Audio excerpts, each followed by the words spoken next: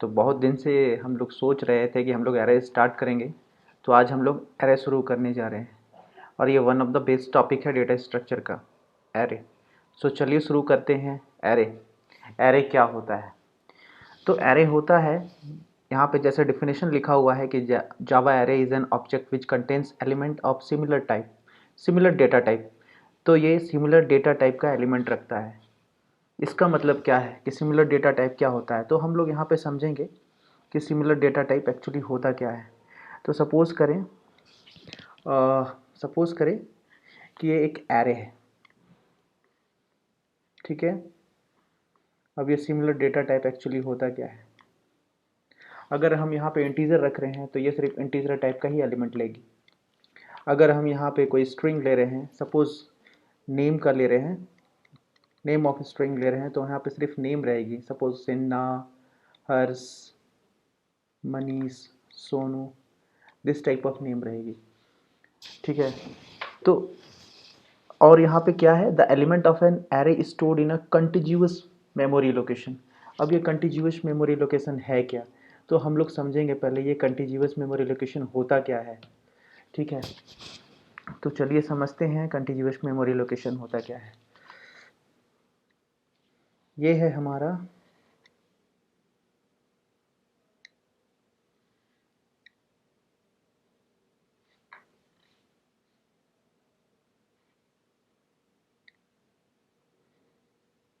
Suppose करते हैं ये हमारा मेन मेमोरी है, ठीक है। सपोज करते हैं ये हमारा मेन मेमोरी है, ठीक है। तो समझने के लिए पहले हम समझते हैं, एरे समझने से पहले कि कंटिन्यूअस मेमोरी क्या होता है, कंटिन्यूअस मेमोरी एलोकेशन क्या होता है, ठीक है। सपोज करते हैं कि ये 2 MB है, ये 2 MB है, ये 3 MB है, ये भी 3 MB है, ये 2 MB साइज में डिवाइड किया गया है। सपोज एक प्रोसेस P1 आता है, ठीक है, और उसे ये मेमोरी असाइन होता है, ठीक है। और सपोज P1 जो मेमोरी है वो इतना दूर तक ही लेता है, इतना दूर तक ही वो फिल होता है, ठीक है। ये एरिया ही वो फिल कर पाता है, और ये जो रिमेनिंग एरिया है वो उसका खाली रह जाता है। ये रिमेनिंग एरिया ये उसका खाली रह जाता है। तो कंटिन्यूअस मेमोरी लोकेशन के सीन में होगा क्या, ये जो खाली पार्ट है ये नन यूटिलाइज्ड हो जाएगा।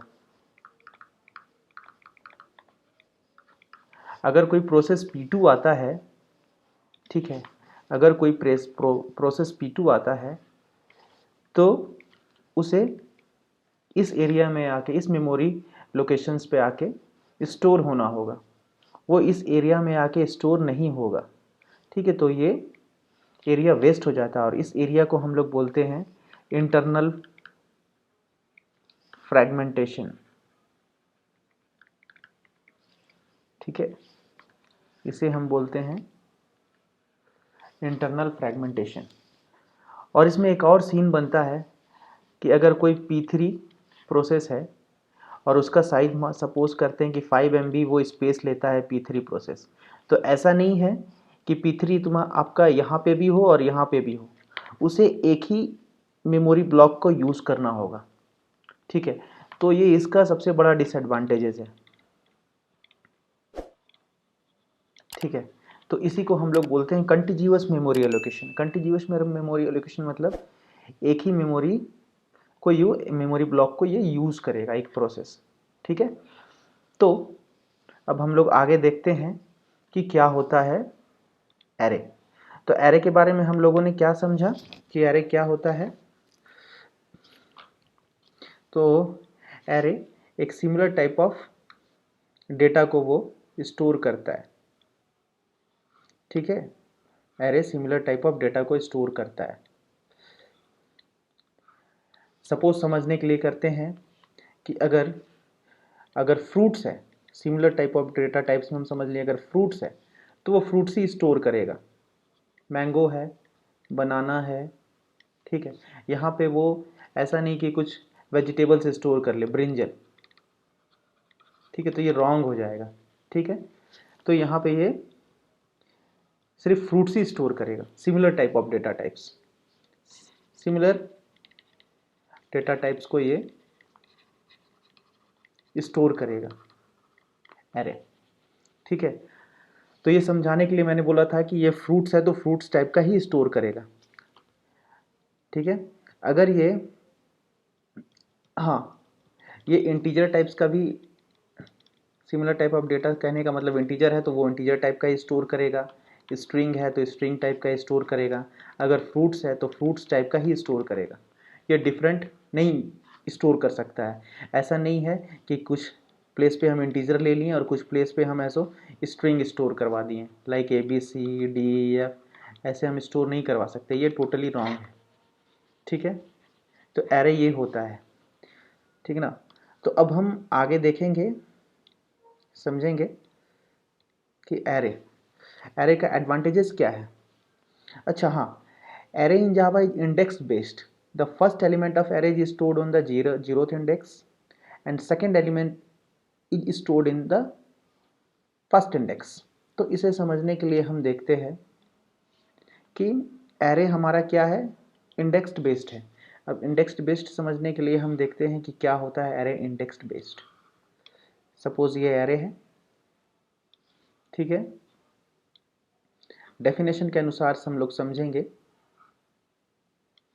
ठीक है।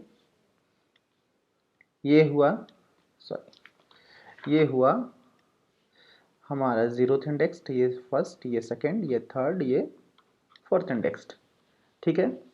अब हमारा एलिमेंट है, यहाँ पे एलिमेंट है 10, 20, 30, 40, 50। तो जीरोथ इंडेक्स पे क्या है, 10 है, फर्स्ट इंडेक्स पे क्या है, 20 है, सेकंड इंडेक्स पे क्या है, 30 है, थर्ड इंडेक्स पे क्या है, 40 है, फोर्थ इंडेक्स पे 50 है, ठीक है। तो इंडेक्स हमारा जीरो से स्टार्ट होता है एरे में। कहाँ से स्टार्ट होता है, स्टार्ट्स फ्रॉम ज़ीरो, ज़ीरो से स्टार्ट होता है एरे में, ठीक है। अब हम देखेंगे यहाँ पे आगे क्या है, ठीक है।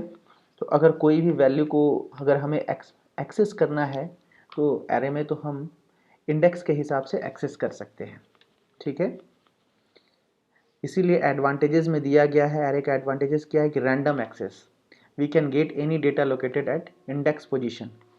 तो कोई भी डेटा अगर हम लोग को एक्सेस करना है तो इंडेक्स पोजीशन से हम उसको एक्सेस कर सकते हैं। अगर मेरे को 30 एक्सेस करना है तो हम ऐसे करके एक्सेस कर सकते हैं, ARR2, तो हमें ये क्या आउटपुट दे देगा, 30 आउटपुट दे देगा, ठीक है। तो रैंडम एक्सेस ईजिली कर सकते हैं, रैंडम एक्सेस कर सकते हैं। क्यों रैंडम एक्सेस कर सकते हैं, क्यों कर सकते हैं रैंडम एक्सेस, तो through through index position, through index position we can access its element, ठीक है।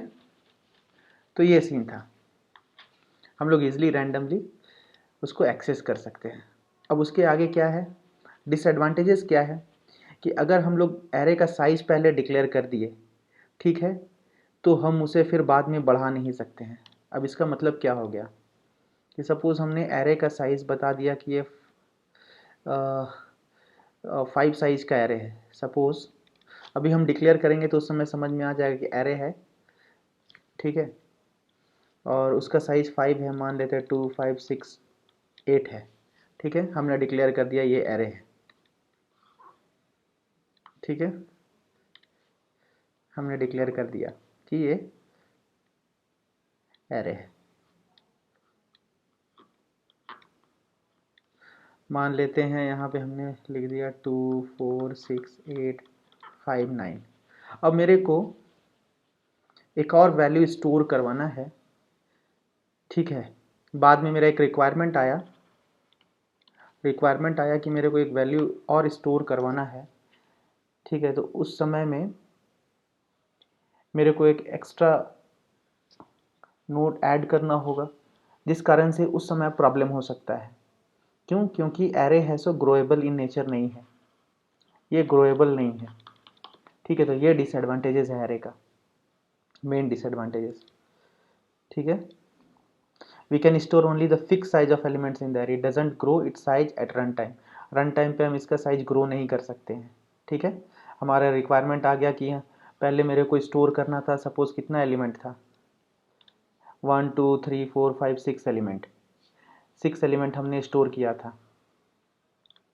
लेकिन रन टाइम में हमारा रिक्वायरमेंट क्या आ गया, रन टाइम में रिक्वायरमेंट आ गया हमारा कि हम लोगों को 7 एलिमेंट स्टोर करना है, 7 एलिमेंट स्टोर करना है। तो ये उस समय पे फेल हो जाएगा। क्यों? क्योंकि ये ग्रोएबल इन नेचर नहीं है। ठीक है, तो ये बहुत ही बड़ा डिसएडवांटेजेस है एरे का कि वो ग्रोएबल नहीं है नेचर में, वो रन टाइम में ग्रो नहीं कर सकता। अगर हमारा रिक्वायरमेंट आ गया, अगर पहले से हमने 6 साइज का एरे डिक्लेयर कर दिया है और रन टाइम हमें 7 साइज का एरे चाहिए, तो उस सीन में ये हमें ये उस समय ये फेल हो सकता है क्योंकि ये ग्रोएबल इन नेचर नहीं है। ठीक है, तो ये सबसे बड़ा डिसएडवांटेज है एरे का। ठीक है, अब हम देखेंगे कि हम टाइप्स ऑफ एरे, कितने टाइप्स के एरे होते हैं। तो single dimensional array, multi dimensional array. ठीक है, हम एरे को डिक्लेयर कैसे कर सकते हैं। तो पहला टाइप है कि हम ऐसे डिक्लेयर कर सकते हैं। अब इसका मतलब क्या है, डेटा टाइप, और यहाँ पे ये नेम है, तो इसको हम ऐसे देखते हैं। तो सपोज डेटा टाइप है इंट।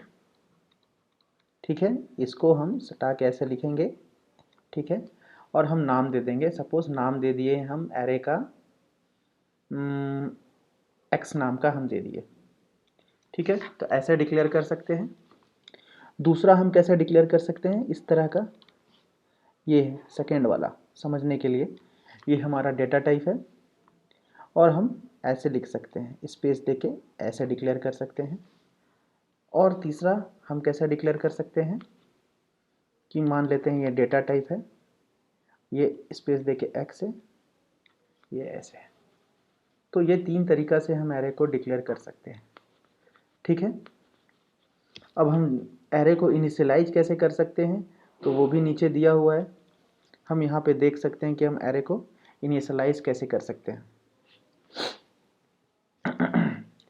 तो हम एरे को इनिशियलाइज इस तरह से कर सकते हैं।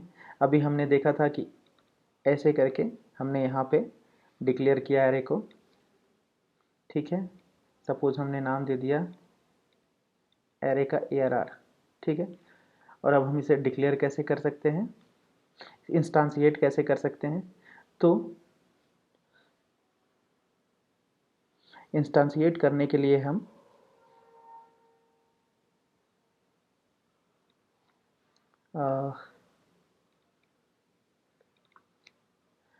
रेफरेंस यहाँ पे हम दे देंगे। ठीक है, ये रेफरेंस दे दिए और उसके बाद न्यू कीवर्ड से हम डेटा टाइप दे देंगे। जैसे यहाँ पे इंट था तो हम यहाँ पे इंट दे देंगे। ठीक है, और यहाँ पे साइज़ दे देंगे, कितना साइज़ का हमें दिखाना है। तो इस तरह से हम इसे डिक्लेयर कर सकते हैं। तो डिक्लेयर करने के लिए इस तरह से डिक्लेयर कर सकते हैं और इस तरह से हम इस तरह से हम डिक्लेयर कर सकते हैं और इस तरह से हम इंस्टांसिएट कर सकते हैं। ठीक है, इंस्टांसिएशन के लिए क्या होता है कि यहाँ पे हम रेफरेंस दे दिए इक्वल्स टू न्यू कीवर्ड के थ्रू हम किस टाइप का डेटा टाइप यूज़ किया। अगर यहाँ स्ट्रिंग है तो यहाँ स्ट्रिंग डाल देते हैं, अगर यहाँ पे इंट है तो इंट डाल देंगे और उसका साइज यहाँ पे साइज बता देंगे कि कितना साइज का एरे चाहिए। और ये सब सारा झंझट से बचने के लिए हम एक ही जगह पे हम टोटली दिखा सकते हैं, एक ही साथ हम कर सकते हैं एरे को डिक्लेयर और उसके साइज के साथ, और उसको 3 चीज़ एक साथ कर सकते हैं, डिक्लेरेशन, इंस्टांसिएशन और इनिशियलाइजेशन। ठीक है, तो डिक्लेयर करते हैं, सपोज एक एरे है इंट ए, मैंने एक इंटीजर एरे बता दिया और उसके बाद इंस्टांसिएट कर दिया कि मेरे को कितने साइज का एरे चाहिए और इनिशियलाइज कर दिया। सपोज पहले साइज में चाहिए 4 6 2 5 8। ठीक है, तो एक साथ हमने क्या किया, एरे को डिक्लेयर किया, इंस्टांसिएट किया कितने साइज का एरे चाहिए। ठीक है, 1 2 3 4 5, और उसके बाद इनिशियलाइज भी कर दिया वैल्यू देके कि मेरे को कितने साइज का एरे चाहिए और उसमें ये वैल्यू चाहिए। तो सबसे बेस्ट तरीका है कि हम एक साथ ही एरे को डिक्लेयर कर सकते हैं, इंस्टेंशिएट कर सकते हैं और इनिशियलाइज कर सकते हैं। ठीक है, तो ये हमारा एरे का फर्स्ट क्लास था। होप सो आपको समझ में आया होगा, और नेक्स्ट क्लास में हम देखेंगे कुछ एरे के प्रॉब्लम्स को, बेसिक प्रॉब्लम्स को, और फिर आगे बढ़ेंगे। तब तक के लिए थैंक्स।